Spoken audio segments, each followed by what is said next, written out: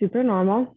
I live in Washington, D.C. So, like a very urban lifestyle that I had pre-COVID, really, like pre-pandemic. So I loved, going out, going to work, just I had a super normal life. And I was, very healthy, very active, very social, all of those things. I was infected with COVID in 2021. It was February 4th, 2021. I remember the day that I tested positive. I lost my sense of smell completely when I became infected, and I was sick for a couple of days. It seemed like a pretty standard infection. I'm very lucky that I lead a healthy lifestyle, eat healthy foods, exercise almost every day. So my body was able to sort of fight off the infection, and I wasn't sick for very long, maybe like 5 days or so. So my sense of smell came back briefly after the acute COVID infection. And then about 3 months later, in the early summer, late spring, I developed parosmia. And so it was coming back, and then seemingly overnight, it sort of just flipped on me, and and smell. And then it sort of leaked into my sense of taste as well. So foods and eating and everything became a huge challenge for me. For me personally, since developing parosmia, it's been very much like a roller coaster ride, up and down, up and down. The beginning, late last summer when this first started, it was very disorienting, very confusing, quite honestly, quite dark. I wasn't sure what was happening.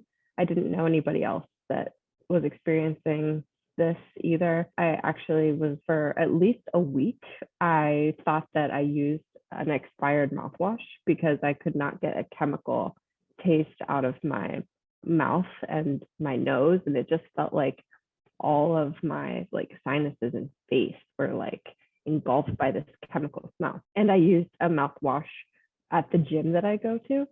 And I thought maybe it was expired or bad. I was just extremely disoriented and confused, to be honest. So that was sort of the first phase, and then it began to set in, and I did a little bit of research on my own, and I realized that I had developed this condition, and it was confusing to figure out what the triggers were.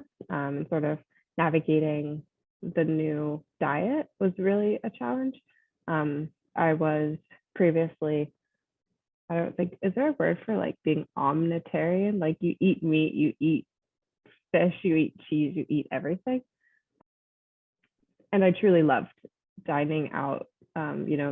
Washington, D.C. has a beautiful restaurant scene. So I loved dining out, loved cooking at home with my partner, with my friends, hosting people for parties, stuff like that. So that was also a loss that I had to navigate. Not being able to consume onions, garlic, meats are really my huge trigger.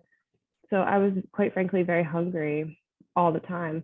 And there's a lot of other sort of side effects that come along with being hungry all the time. You're sort of not yourself. And I was developing a lot of anxiety about that. So my mental health was not in a good place for quite a few months after first developing parosmia. I love the app, the AbScent Network app through the Mighty Networks.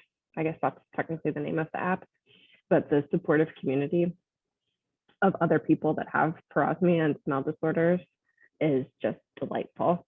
There's folks from the United States, from the UK, from other places in Europe, dealing with the same thing, because it's an extremely lonely experience. I was avoiding restaurants for a long time because of the way that they smell. And, it's like Thanksgiving was very hard. The holidays were pretty hard as well, because there's, when you're sort of an island and everybody around you is enjoying a big, beautiful turkey at Thanksgiving, and you're like, oh, I wish I could enjoy this big, beautiful turkey, and being together in the kitchen and cooking together with family and people you love. That was it's challenging to not be able to sort of be in that space. And You know, but having a community of people who are going through the exact same thing that you are is really powerful. And I wish that I had found this network months ago, like during the dark times of my roller coaster ride that I was describing, because the folks that are there are extremely understanding, kind, generous, posting recipes all the time. So I love that personally.